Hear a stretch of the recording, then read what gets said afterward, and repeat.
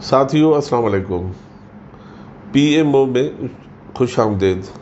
آج ہمارے ساتھ ہیں پاکستان پیپلز پارٹی کی منتخب رکن قومی اسمبلی، صحافی اور سیاست میں اس خاندان سے سیاسی خاندان سے تعلق رکھتی ہیں جنہوں نے ہمیشہ مشکلات ہی اٹھائی ہیں، محترمہ ڈاکٹر نفیسہ شاہ صاحبہ. ہماری جو مہمان ہیں پاکستان پیپلز پارٹی پارلیمنٹرین کی سیکریٹری اطلاعات بھی ہیں. اور ایک چیز طے ہے کہ جب میڈیا میں کوئی اچھی چیز ہو جائے تو حصے دار بہت سارے ہو جاتے ہیں، اور جب کوئی کمی پیشی ہو جائے تو ذمہ داری ان پر ہی ہوتی ہے، اور ذمہ داری اسی کوئی اٹھانے کے لیے تیار نہیں ہوتا. ادی السلام علیکم، خوش آمدید.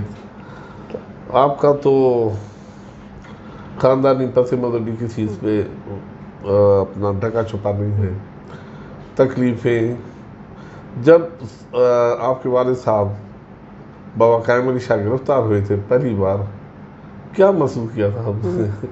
سب سے پہلے تو میں آپ کو مبارکباد دیتی ہوں کہ یہ آپ نے ایک بہت اچھا پلیٹ فارم بنایا ہے، اور آپ کی اپنی جدوجہد ہے پاکستان پیپلز پارٹی کے لیے. یہ جو میڈیا آفس ہے اس کی بہت بڑی جدوجہد ہے. مشکل ٹائم میں جنرل مشرف کے دور میں، اس کے بعد بھی آپ نے کنسسٹنٹلی ایک جدوجہد کی. باور صاحب اور ہماری یہ میڈیا آفس جو ہے یہ ایک وہ بن گئی ہے، شناخت بن گئی ہے پارٹی کی یہاں پر اسلام آباد میں. تو آپ کو، اور اس وقت ایک نیا ڈائمنشن ہے یہ چینل جو ہے، میں آپ کو اس کی ہماری طرف سے جو بھی تعاون ہو ہم آپ کے ساتھ ہیں. پہلی دفعہ اریسٹ تو نہیں، لیکن ایک پورا ایک دور یاد ہے، ایک ہمارے ذہن نشین ہو گیا ہے، جنرل ضیاء کا دور. اور جنرل ضیاء کا دور ہمارا بچپن کا دور تھا، اور میں سمجھتی ہوں کہ ہماری سیاسی بیداری جو ہے اسی دور اور انہی مشکلات سے ہوئی. یا میں سمجھتی ہوں کہ میری سیاسی بیداری جس دن شہید ذوالفقار علی بھٹو کو ہینگ کیا گیا، ان کا جو عدالتی قتل ہوا وہ عمل میں آیا، اس دن میری سیاسی بیداری ہوئی، اور وہاں کوئی ایسی چیز جاگی جو آج تک میرے ساتھ ہے. وہ شہید ذوالفقار علی بھٹو کی قربانی ہو، یا اس ملک کے ساتھ ناانصافی ہو، یا اس پر ایک آمروں کا ایک جو ڈارک شیڈو اس ملک پر آج تک وہ چل رہا ہے وہ ہو. یہ ساری چیزیں میری اپنی پولیٹیکل کانشسنس کا حصہ ہے، اور میں سمجھتی ہوں جو آج تک میں اسی اویئرنیس کو لے کر، اسی کانشسنس کو لے کر میں سیاست کر رہی ہوں.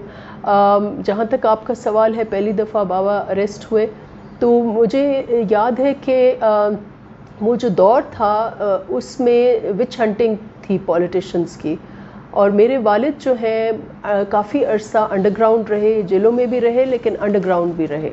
ان کی یہ کوشش رہتی تھی کہ کس طریقے سے وہ اپنی سیاسی جدوجہد جاری رکھیں، اور وہ بتاتے تھے کہ اس زمانے میں بیگم نصرت بھٹو صاحبہ مادر جمہوریت جو تھیں، ان پر یہ کنٹینیوٹی، پارٹی کی کنٹینیوٹی کا جو برڈن تھا وہ ان کے اوپر تھا.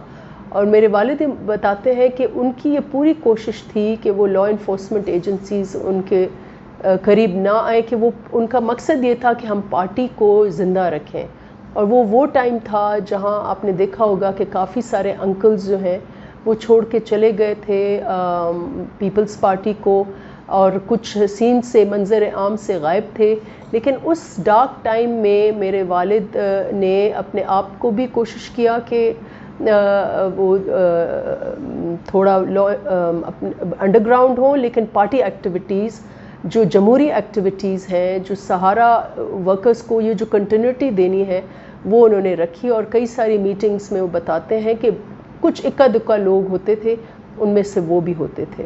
تو بہت ہمیں یاد ہے ہمارے گھروں کے باہر جو ہیں وہ آلویز انٹیلیجنس ایجنسیز ہوا کرتی تھیں، یا پھر لا انفورسمنٹ ہوا کرتے تھے. وہ موومنٹ دیکھتے تھے کون آ رہا ہے کون جا رہا ہے، اور کئی دفعہ چھاپے لگے گھروں میں، اس حد تک بھی کہ ہمارے الماریاں کھول دی گئیں، ہر چیز وہاں سے نکال دی گئی.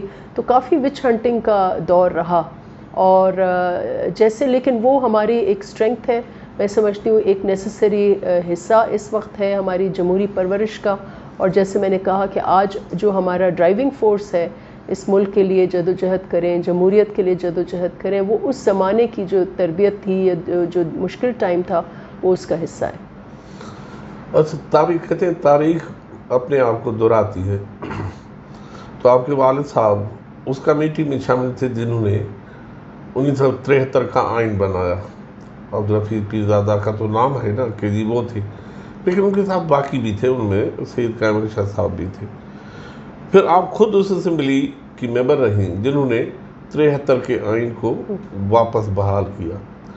پھر وقت بدلتا ہے اور آپ اب بھی دیکھ رہے ہیں کہ اس آئین 18ویں ترمیم کی جو ہوئی تھی اس کو یہ ختم کرنے کے چکر میں ہے. یہ جتنے صدر آصف علی زرداری صاحب نے اسمبلی کو دیا تھا جس کی آپ بھی ممبر تھی, آہستہ آہستہ کر کے پارلیمنٹ کو کمزور نہیں کیا جاتا رہا پیپلز پارٹی کی حکومت کے ختم ہونے کے بعد پھر آج تک. دیکھیں بہت اہم یہ سوال ہے جو آپ نے کہا کہ مجھے اس بات کی خوشی ہے اور فخر بھی ہے کہ میرے والد جو ہیں پہلی آئین ساز اسمبلی کا حصہ رہے ہیں. مجھے اس بات کا بھی فخر ہے اور میں اس میں لیڈرشپ کو بھی ضرور سراہوں گی کہ جنہوں نے ان کے اوپر اعتماد کیا. وہ سندھ کے لانگسٹ سرونگ پریزیڈنٹ ہیں پارٹی کے, اور انہوں نے پارٹی کا جو ڈھانچہ ہے سندھ میں اس کو بنانے میں ان کا بڑا ہاتھ ہے, اور اس میں لیڈرشپ کا ان کا اعتماد جو ہے اس کا بھی اس میں بڑا ہاتھ ہے. اور شہید ذوالفقار علی بھٹو مجھے بتاتے ہیں کہ شہید ذوالفقار علی, حالانکہ وہ one of the younger members تھے ان کی کیبنٹ کے, لیکن وہ یہ کہتے ہیں کہ شہید ذوالفقار علی بھٹو ان کو وہ کام دیتے تھے جو شاید ایسے کام جو چیلنجنگ کام ان کو دیتے تھے.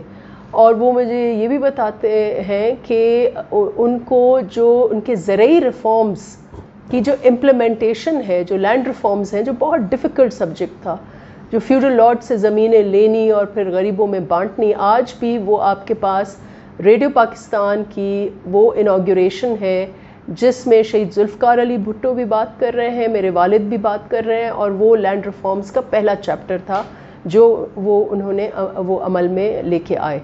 تو اس کے بعد ان کی اسی آئین کو کی شہید محترمہ بے نظیر بھٹو, اگر شہید ذوالفقار علی بھٹو نے آئین بنایا تو بی بی نے اس آئین کی, بی بی شہید نے, محترمہ بی بی شہید نے اس آئین کی پاسداری کی اور اس آئین کو بحال کروایا, ایک دفعہ نہیں 2 دفعہ.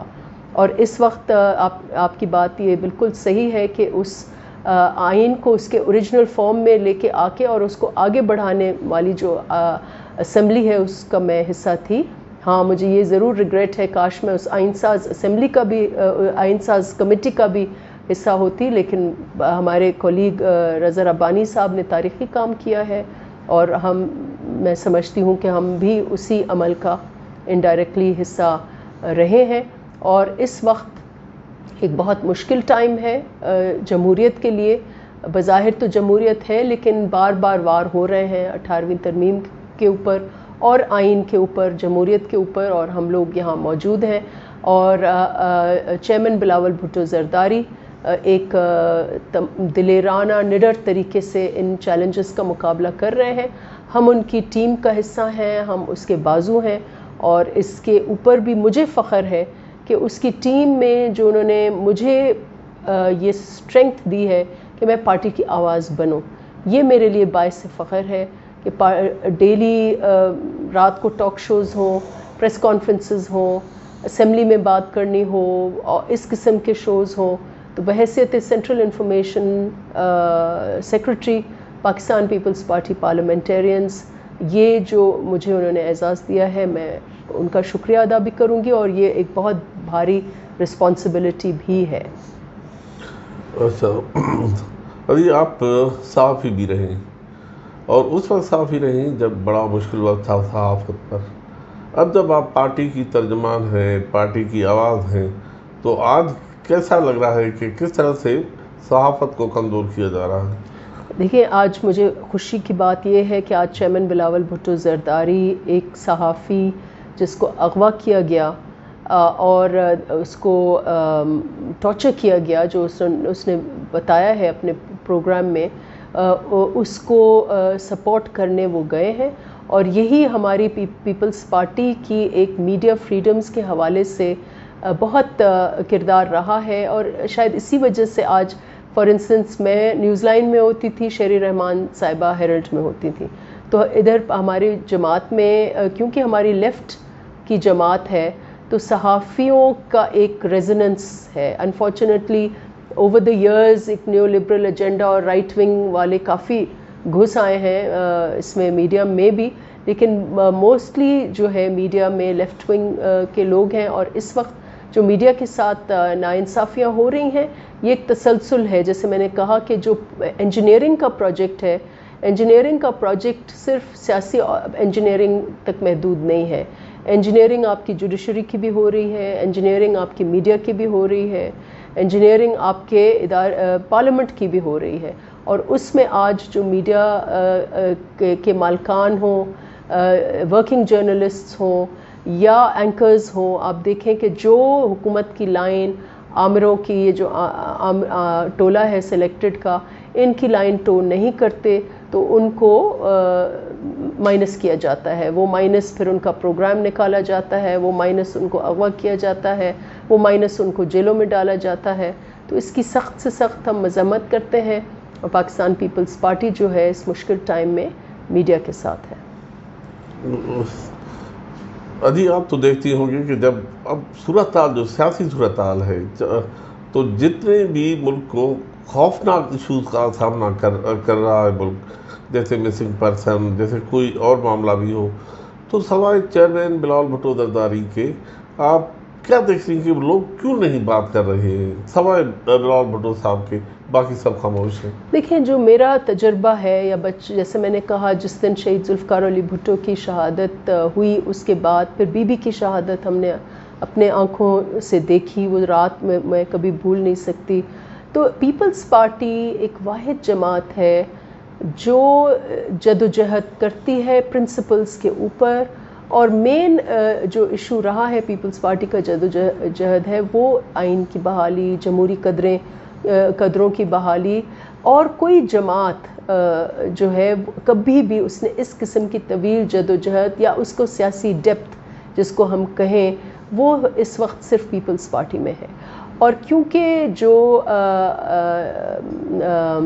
ہمارے نوجوان چیئرمین بلاول بھٹو زرداری ہیں، ان کی جو تربیت ہے وہ شہید محترمہ بے نظیر بھٹو کی ہے، اور ان کا جو سیاسی ورثہ ہے وہ پاکستان کے کسی ایسا سیاسی خاندان ایسا نہیں ہے جس نے اتنی قربانیاں نہ دی ہوں، یا جس نے اس ملک کے لیے اتنی اعلیٰ سوچ نہ رکھی ہو، یا جس نے اس ملک کے لیے جو کام شہید ذوالفقار علی بھٹو نے 5 سال میں کیے وہ اس کے بعد شہید محترمہ بے نظیر بھٹو نے جدوجہد کی، یہ ساری تاریخ کا حصہ ہے. یہ ساری چیزیں نوجوان بلاول بھٹو زرداری کے ہاتھ میں ہیں، وہ ذہن نشین ہوئے ہوئے ہیں. ان کی وہ نہ صرف وہ تربیت ہے لیکن وہ اس تاریخ کا حصہ بھی ہے. اس لیے وہی ایک آواز ہے جو اس وقت بنا جھجک، بنا کمپرومائزز، بنا کسی ڈیلز، بنا کسی ڈبل مائنڈ کے وہ ایک کلیئر ایجنڈا کے ساتھ جا رہے ہیں. اور وہ حالانکہ آپ دیکھیں کہ ان کو 19 ایئرز کی ایج میں وہ چیئرمین رہے، 2 الیکشنز وہ گزار چکے ہیں. ان دونوں الیکشنز میں ان کو پرسنلی بھی تھریٹ کیا گیا، بھٹو خاندان کو تھریٹ کیا گیا، اور پیپلز پارٹی کو تھریٹ کیا گیا. لاسٹ الیکشن میں ان کو ملتان میں نہیں آنے دیا، ساؤتھ پنجاب میں نہیں آنے دیا، ان کو خیبر پختونخوا میں ان کو تھریٹس ملے، ابھی بھی ان کو تھریٹس ہیں. لیکن وہ اپنی پالیٹکس، پیپلز پارٹی کا جو ایجنڈا ہے، حقیقی ایجنڈا، عوام کا ایجنڈا، وہ لے کے آگے چل رہے ہیں. اور اس لیے اس وقت میں سمجھتی ہوں وہ ملک کی ضرورت ہے. اور میں اس توسط سے جو بھی ہمارے ویورز دیکھ رہے ہیں میں ان کو کہوں گی کہ اس کو ریکگنائز کریں اور ان کو سپورٹ کریں، کیونکہ وہی پاکستان کا فیوچر لیڈر ہے. بہت بہت شکریہ، بڑی مہربانی، بہت بہت شکریہ.